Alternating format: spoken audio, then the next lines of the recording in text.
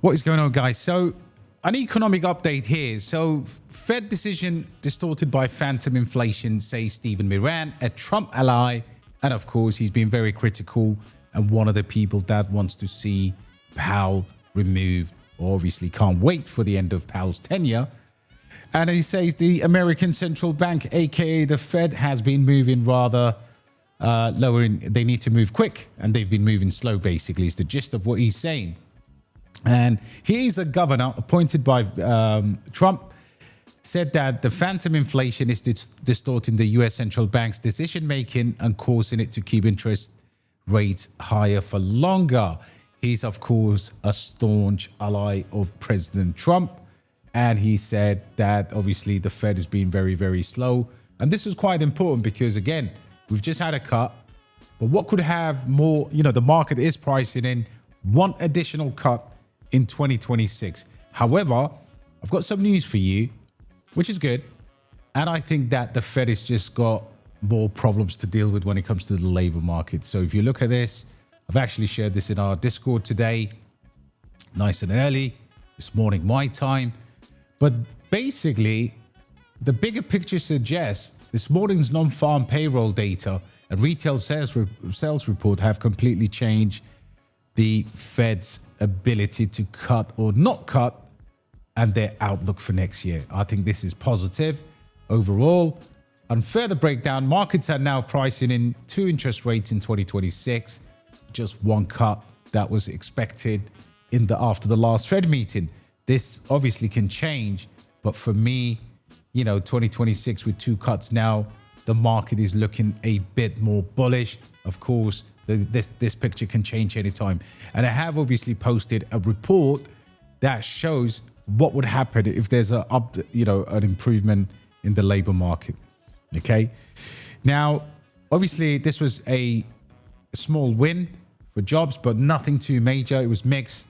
It was massive losses of 105,000, while November brought back 60,000 jobs. So October was really, really bad overall. And this would obviously consider, the fact that Powell dedicated a lot of his talk to the labor market and he was sounding concerned. This gives us a situation where even if labor is declining, even if wages are improving, labor is declining and the numbers cannot be replaced by AI, which is what it comes down to. All right. Now, however, this wasn't nearly enough to calm the concerns because the average hourly earnings growth has slowed down to just 0.1%.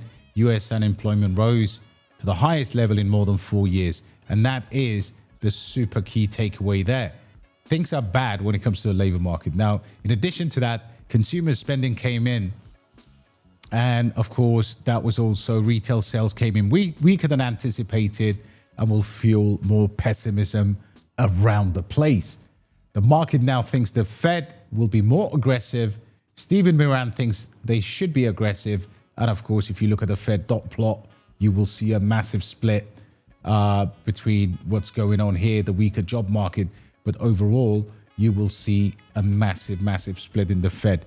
Between weak jobs data and soft consumer spending numbers, the market now thinks the Fed will need more aggressive cuts in the following 12 months. Immediate market reaction, the dollar fell. Gold prices rallied, of course, as investors hedge to safety. Stocks are all over the place. And of course, crypto is lagging. Not only lagging, but crypto has been dropping.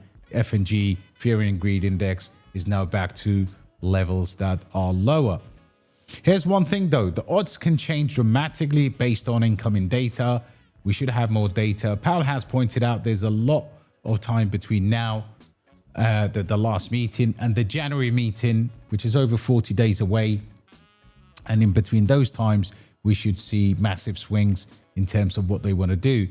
The Fed, overall, for me personally, the Fed's dual mandate of inflation and the labor market, it seems like the labor market is going into more decline as AI becomes even more and more displacing factor for people. So let me know what you think, people. This is where we are. Thursday still for me a massive, massive day, and I will bring you more as I get information related to this week. But this week we highlighted several key